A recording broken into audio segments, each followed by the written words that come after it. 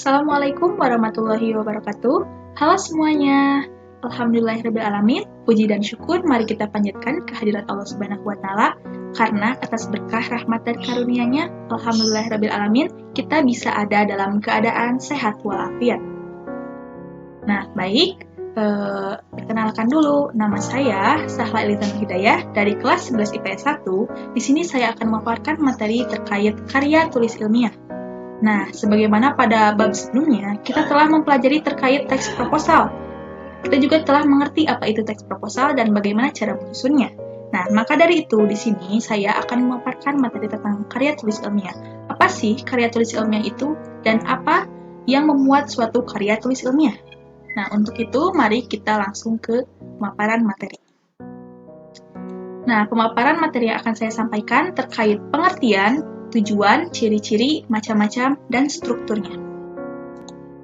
Yang pertama ada pengertian karya tulis ilmiah. Di sini ada yang tahu nggak sih apa pengertian karya tulis ilmiah itu? Kita langsung saja. Karya tulis ilmiah adalah karya tulis yang dibuat untuk memecahkan suatu permasalahan dengan landasan teori dan metode-metode ilmiah. Biasanya, karya ilmiah ini berisikan data, fakta, dan solusi mengenai suatu masalah yang akan diangkat. Juga, penulisan karya ilmiah dilakukan secara runtut dan sistematis. Berikutnya ada tujuan karya tulis ilmiah. Karya tulis ilmiah memiliki beberapa tujuan dalam penulisannya. Yang pertama, sebagai wahana untuk melatih ide tersurat. Lalu yang kedua, makalah ilmiah yang telah ditulis diharapkan menjadi wahana transformasi untuk pengetahuan antara sekolah dan masyarakat. Lalu bisa menumbuhkan etos ilmiah di kalangan mahasiswa, sehingga para mahasiswa tidak hanya menjadi konsumen ilmu saja, tetapi juga mampu menjadi produsen suatu pemikiran dalam suatu karya ilmiah. Lalu melatih keterampilan dasar untuk melakukan penelitian. Nah, di sini kita akan membahas terkait ciri-ciri karya tulis ilmiah.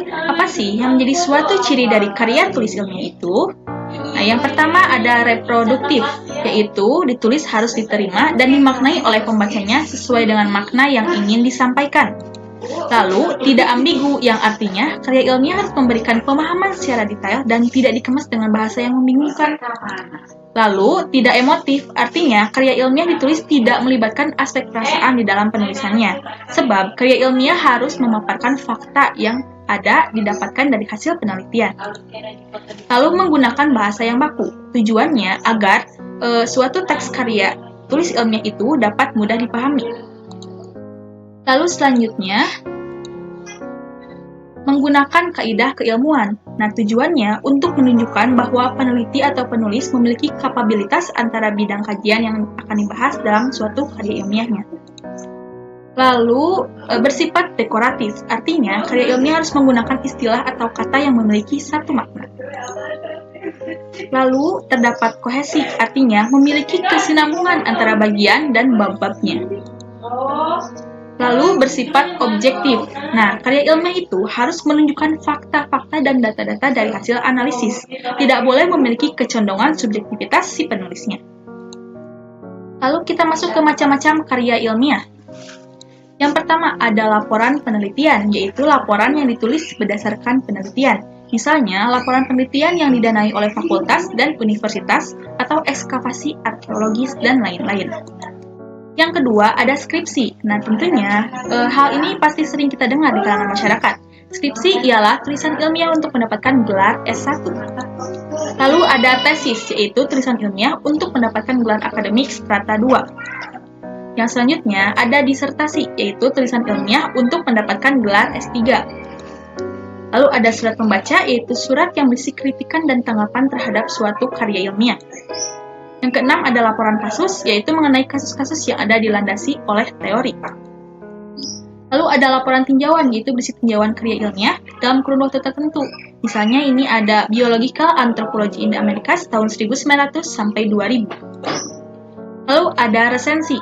Resensi merupakan tanggapan terhadap suatu karya atau buku yang memaparkan manfaat karangan bagi para pembacanya. Nah, selanjutnya ada struktur karya ilmiah. Nah, pertama itu ada pendahuluan. Bagian pendahuluan berisikan dasar penelitian ilmiah yang dilakukan, masalah yang diangkat, dan mekanisme penyelesaian masalah.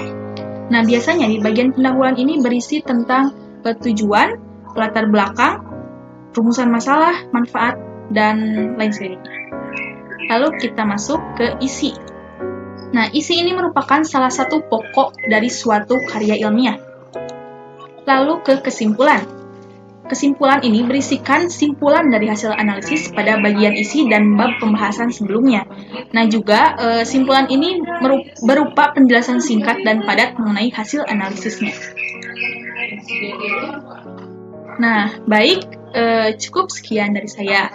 Maka dari itu, dapat disimpulkan bahwa dari hasil pemaparan karya tulis ilmiah yang telah saya sebutkan tadi, bahwa karya tulis ilmiah dibuat untuk memecahkan suatu permasalahan, tetapi harus berlandaskan teori dan juga harus berlandaskan metode-metodologinya.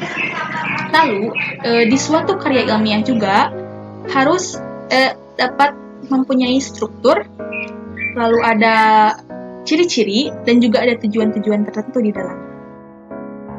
Nah, baik, sekian dari saya. Semoga dapat bermanfaat untuk kita semuanya. Dan juga diharapkan kepada para penonton dapat menjadikan sebuah acuan. Dan juga para penonton dapat bisa membuat suatu karya ilmiah dengan hasil dirinya sendiri. Baik, sekian dari saya. Semoga bermanfaat. Dan mohon maaf bila terdapat kesalahan dan kekurangannya. Wabillahi taufiq wal hidayah. Wassalamualaikum warahmatullahi wabarakatuh.